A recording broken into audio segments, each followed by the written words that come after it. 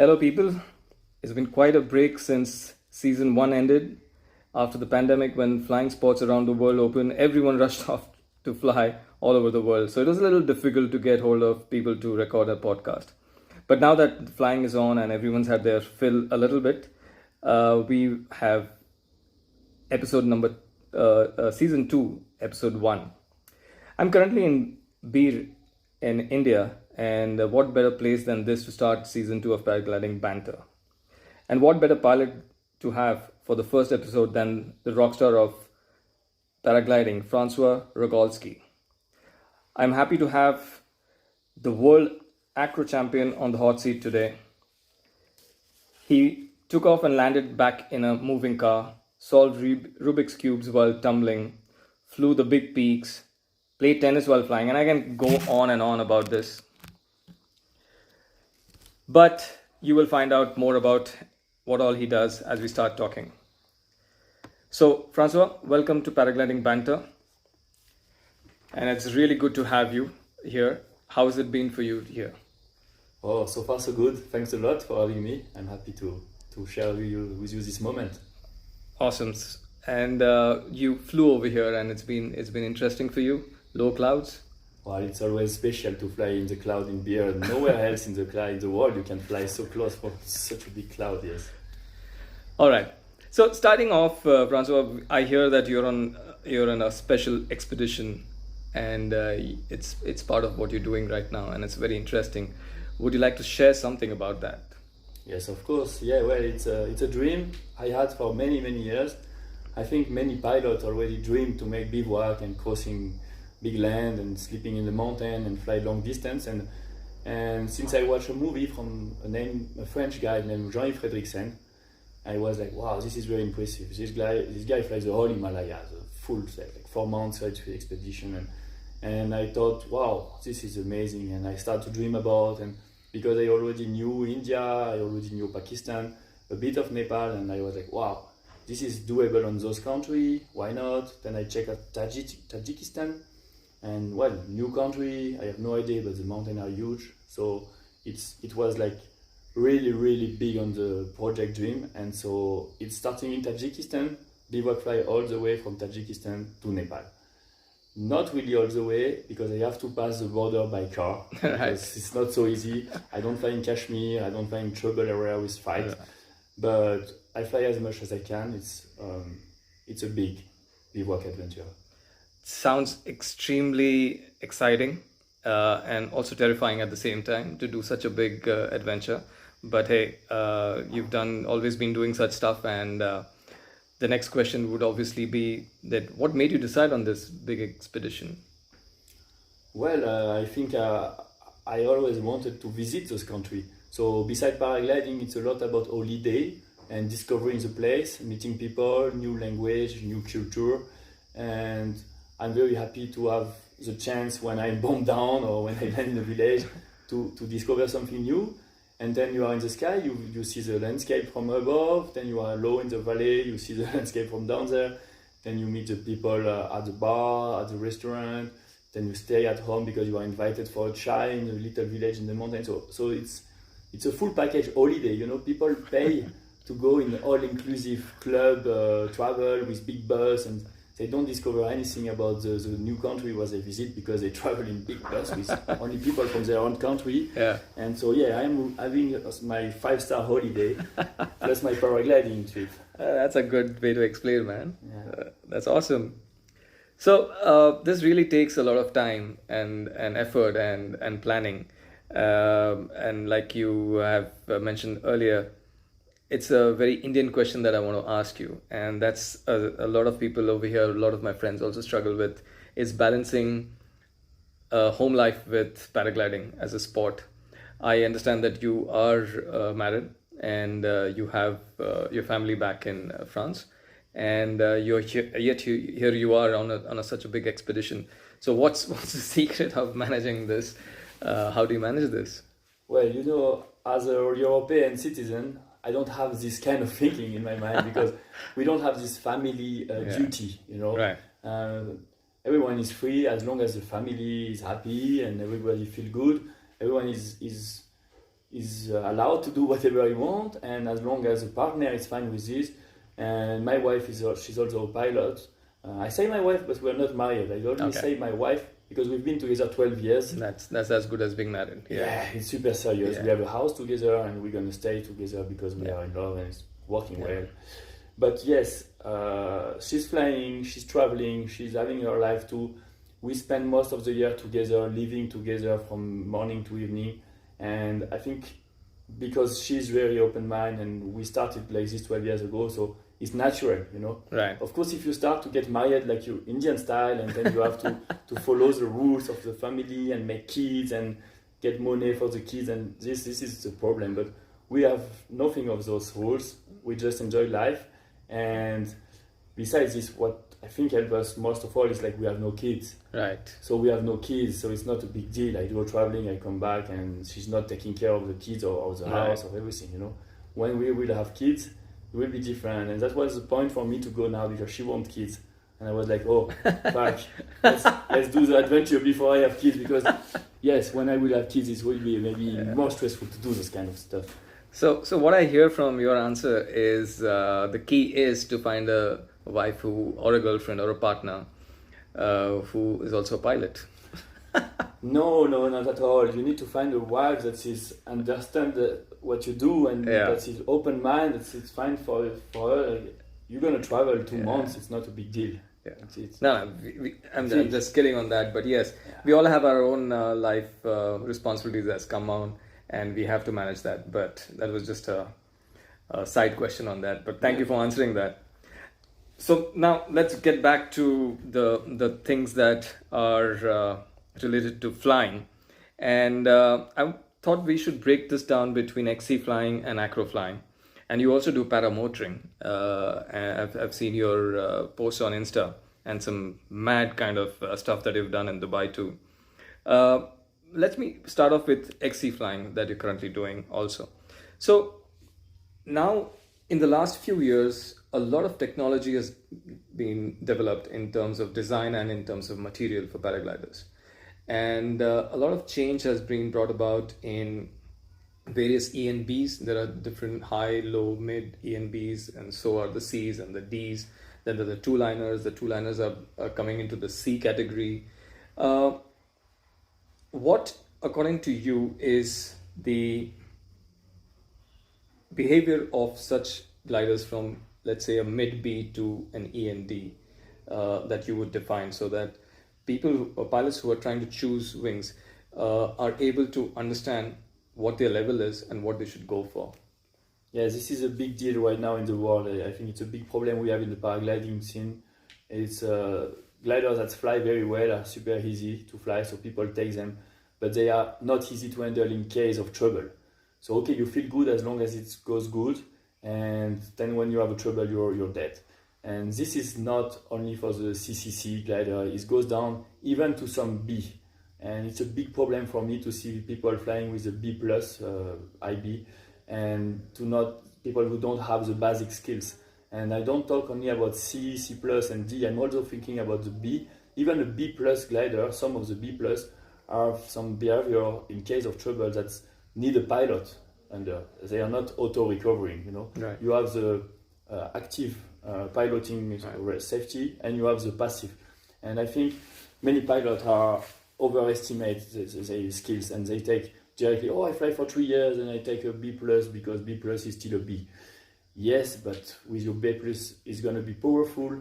When you're going to have trouble, it's going to be something you are not able to handle because you have never worked on it with a low B. So I think you should first stay on a low B until you really master what is a massive collapse, what is a massive asymmetric, what are wing over, back flies. Of course, ground handling, which is the most important of everything, is ground handling. And those things, people skip this because they think it's still a B. And when you have a B plus, why not have a C minus? It's similar, it's actually true. A low C is almost like a B plus. But then you are going in the gliders that are killers. And besides this, there is a harness. This is something I really want to say, and I think people that are listening is like, it's something very bad is to have a cocoon harness.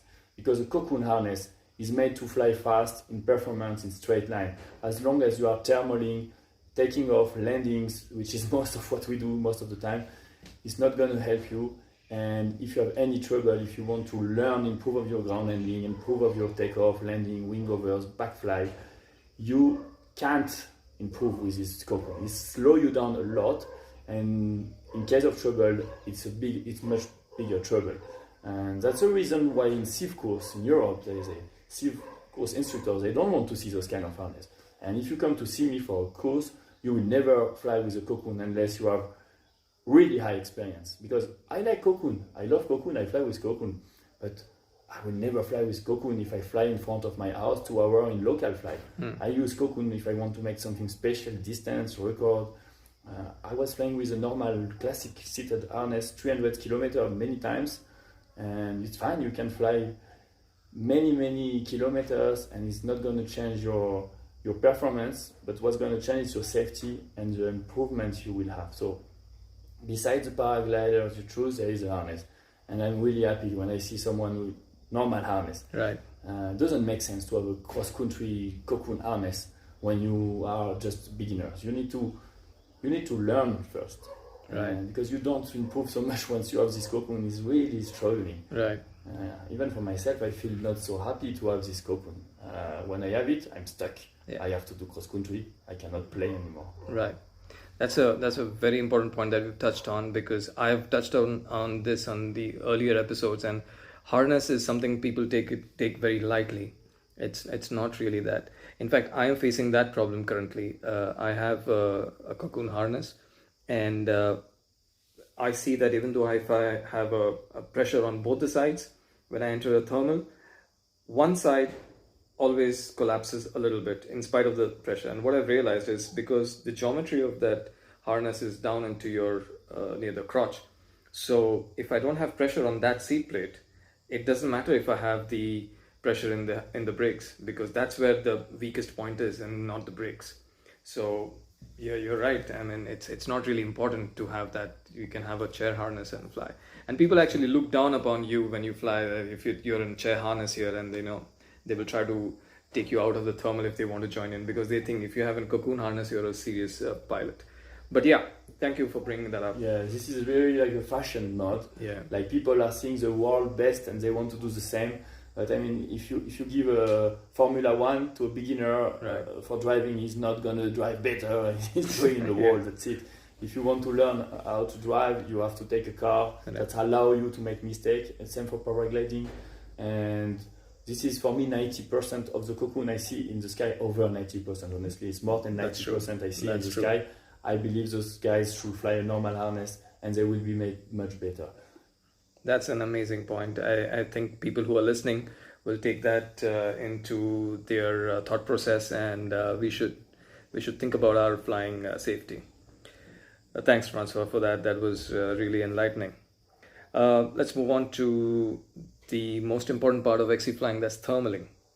And everyone has their own views on thermaling and the way they learn it and the way they interpret a thermal. And also the thermals differ from place to place. The place that locally where we fly in India, in Kamshet, they are slightly tilted because of the high wind over there. Here, not so much. Here, the clouds are low. So we have to change our style. What, according to you, was your most valuable lesson that you learned when you were learning flying that made you understand and execute thermaling better? And also, would you tell us a little bit about how to choose the nice floaty lines when you're flying the mountains? Well, those points you're talking about, they are only depending basically on your airtime. Right. Okay? Because if you speak about it, of course you will have things in your mind that will help you. But what's going to help you most of all is airtime. Stay in the sky. If it's safe, if it feels good, you should stay. Even if you are bored or you have to find goal, like, oh, I want to land. Oh no, let's go to make this little turn point there. Let's try to be higher. Let's try to stay in the sky. Because if you fly 5 hours, it's a big difference with a guy who fly 50. Of course, you can try to think, listen, podcast, whatever you do. It doesn't gonna change much. You have to stay in the sky. Airtime is the secret. And then when you are in the sky, of course, if you are focused on your thermals instead of thinking about something else, then you're going to manage to understand your thermal. Like try to listen where is the core, because most of the time we listen the core 2-3 turns and then we think about something else and then we realize, oh, fuck, where was the core again? I forgot. But if you focus on the core at every quarter turn, like really focus, then yeah, you will improve. That's helping to focus on the core. Where is the core all the time? But most important is airtime. That's it. You don't have to be so focused if you just stay in the sky. Right. Many hours. And about the floating line you were talking about, right. Where is the floating line?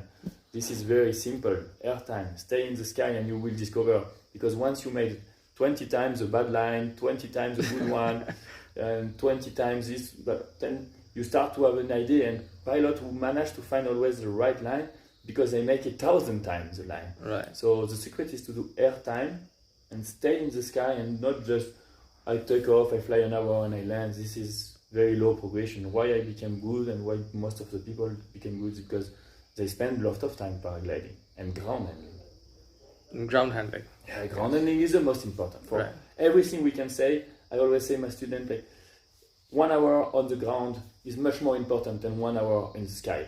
If you fly 1 hour, maybe you don't learn anything. You cannot do 1 hour ground handling without learning. So most important would be first the ground handling. And I always smiling when people say, oh, you have good level in ground handling. Like, what is good level? I mean, I always feel that I am missing level, you know. And nobody have really a good level in ground handling. They should stay longer and stop saying, oh, it's okay, I managed to take off. Yeah, you managed to take off, but it's not about this. It's more. You can do much more. Yeah, it also depends on the glider. If the glider is good enough for you to take off, it's not you. It's probably the glider. Yeah, also, so, totally. Yeah. So ground handling. Good point. Is there anything that you would like to tell a pilot who is transitioning from the school and has had, let's say, about 100 hours of flying and wants to learn, do the distances, apart from choosing a glider that's right for that person, like you mentioned earlier in the statement, and choosing the right glider? Even the high Bs are sometimes dangerous, and so you choose a glider with probably high passive safety and the right harness. Is there anything else that you think that would add to the learning curve? For example, is it advisable to learn thermaling without vario first to get a feel, or does that does not matter? You said radio or vario? The variometer. Okay. Yeah. Well, the variometer, it's a big debate. Like, people are not agree with this. Right. There is two schools. There is people who want to fly with a feeling and people who want to fly with a vario. I am in the school that learn with vario. Okay. Because I learn without, and the day I start with a vario, I managed to stay longer in the sky. And we go back to what I said before, it's airtime, it's important. Right. And I think if you have the vario, it's going to be easier straight away to understand where is the thermal. So of course, when I say straight away, not on the first 50 flight, doesn't make much sense, but quite soon. I give the vario quite soon to my student, because that will allow them to stay longer in the sky, because when you have no idea where is the thermal, what are you doing, are you going up or down, it's going to take years to manage to figure out. And when you have it after 5 minutes, you're like, oh, I'm going down, I go away. Oh, I'm going up, I'm staying here. It's so easy. And because it's all about airtime, I want the pilot to stay in the sky. So I am in the school that say, take a vario, you will stay longer in the sky. Good. All right. One last question on XC flying. How important is for a pilot to understand reading weather charts, let's say a SQT, or understanding the local weather on decisions to fly? Well, this is actually a big part, because what's matter is not the equipment. You are speaking a lot about equipment, but it was in matter. It's where you are flying, in what air you are flying. We are flying in the air, and the air is moving, and it can be very kind in one day and very bad in another. And in 5 minutes it can change. So understand the change. It's a big part. So you need to open your eyes when you start on the morning. You open the window. You need to open your eyes on the way up in the car. And when you're flying, you should not be asleep. It was very good for 3 hours, but don't forget to look around you. It's changing, so you have to adapt. And again, we go back to the airtime. Someone who fly many hours, he will feel it, like, oh, the wind is changing, it's stronger, oof, I have to go land. And the one who don't really know and don't care, will be in trouble with strong wind and land behind the tree. So yeah, of course you need to open your eyes, and it's a big part, because you can go with a B, low B, and no rescue, no rescue, sorry, no, of course with a rescue, but with no cocoon harness, with no vario, and you just stay in the good place, because placement is important, and you position yourself at the right place, and then you can make 200 kilometers easy, no stress, slowly, like passing at the good line, just because you understand the weather. And yeah, open your eyes and try to understand. And as long as it's good, stay in the sky. People go always to land for some weird reason, and then the day after they are pushing in bad weather. Like, if it's unsafe, you have to land straight away, not think a second. Like, you don't like the weather, you go to land. But the opposite side, if you think it's good, you have to push a bit yourself to stay, because that's going to teach you. That's right. That's an important point. Thank you so much, Francois, for the insights into XC flying. I think we should quickly move on to the other part, which is acro flying. And don't want to take too much of time, because there are lots to cover. And I've actually not finished with XC flying, but I think maybe we should have another episode some other time. So coming to acro, like I said earlier, I also do a little bit of acro, and I have a freestyle size 22, and I've always liked the rush of hard 360 spiral, and I like the wing overs. But acro flying is not only that. Acro flying requires a lot of dedication and patience and precision.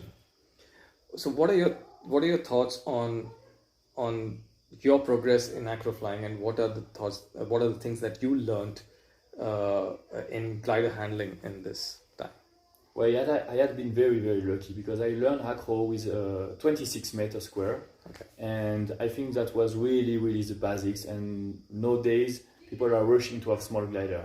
Well, not anymore in Europe, because now people understand. But I can see here, you are a bit delay, and still people are trying to fly a small glider. I mean, if you try to learn acro with a 20 meter square and you are 80 kilo, it's not going to work, because it's too aggressive, you're going to feel stress. So I think a big part of acro, besides having altitude, of course, safety, is to choose the glider slow enough that it doesn't going to be faster than your mind. Because as a beginner, your mind need time to understand what movement make what reaction in the glider. And so if you have a glider which is slow, then you can see, oh, this is happening now. Ooh, I'm gonna have trouble, okay? If you have a small canopy, it's like, rescue, too late. Right. And most of pilots who try to do acro with small canopies, they don't manage very well, and they quit. This is a big part of the pilot who try acro. If you have the right wing, and when I say right wing, I'm talking about a big EN below, and then, yes, you're gonna feel confident, like, whoa, I make a backfly, it's not so terrible, I make helicopter, everything, and you're gonna learn very fast. So take a B low and try to be in the range of the harness and not overloaded. And of course, if you take a small glider, it's gonna work much more fast. And then, because it's too fast, you're gonna be in trouble. So yeah, it's very important to have a big canopy. And then when to switch to a smaller, it's like, I would say, once you manage totally this one, you can switch to anything, because once you understand how it's working same for every other glider. It's super simple. What is hard is not to do very high level acro finally, is to start. And the start needs to be well made with a big canopy. And if you are very, very good with your lobby, well, you can take whatever, it's going to work. You're going to make it because you already know how it works. It's simple after. That's a very good insight. In fact, I like what you just said. If the glider is faster than your mind, that's a good line. I never thought about it that way. So once you get used to on your Bs, on the low Bs, and then it's slower, and you're able to keep up with the changes, then that makes a lot of sense. That's awesome. I was going to talk about the smaller wing and the characteristics of those wings. But before that, I want to come to a basic acro maneuver. Maybe it's not acro maneuver anymore, but wing overs. It's everyone's favorite. but it's also difficult to master for everyone, I think. But there is a key, and everyone's got their own style of flying. I was initially there are 3 or 4 styles that I've been taught, and they've tried, and finally we come down to what really works for me and what I understand of the wing. And every wing is different. In fact, I feel when I fly a tandem, I do better wing overs than when I fly a freestyle. A freestyle is faster and it's got a lot more energy. So, what is your wing overs style or method? What works for you? Well, the style is up to everyone. This I don't want to discuss, but the method, the real secret for wing over, is to try to make a lot of them and not to try to make them big. Like most of people, they try to make it big. So you got a small wing over, a medium one, a big one, and then and you stop. So Yeah. if you look at people doing wing over, they do 4 wing over, 5, and they stop. And that's not the way to learn. On the way down from beer building to the landing, if you start with medium wing over, medium or small, you can go from the top to the landing doing only wing over. And this is not 5 wing over, this is 1,000 wing over. Right, that's And true. so the secret is to do a lot of them and never to try to make it big, but always to try like medium. If you want to make it bigger, you make some medium plus and you make 100 of them. Then it's gonna become bigger. But if you try to make it big, then you're gonna scare yourself or you're gonna make it bad and you're gonna stop and you will make very not much of them. I had done like sometimes 1 hour of wing non-stop. Really? Yeah, sometimes I go at the right place, I do 1 hour and I don't stop. I do boom, boom, boom. Well, you have the head a bit upside down, but it's just small wing over. Right. It's not even over sometimes. It's just wing, like to do you are rolling. It's Yeah. like pitch. You just do a lot. So that's my advice for wing, to not make it big, but to make it medium and to make a lot of them. Like you go for wing, you don't make 5, you make 100. That's good advice. Yeah. So, like you rightly said, you go for a small, then a medium, and a big, and then it's like, oh, it's out, it's gone back. Yeah. So people, you don't have to be aggressive. You have to go slow, and I think that's a brilliant advice. In terms of rescue, there are different kinds that have come in. That the one with direction control, like the Rogalo. Is it really important to have those, or a basic round or a square one is fine? Well, the problem with rescue, usually when you listen about story that's went bad with rescue, it's not about this. It's only about people don't use it.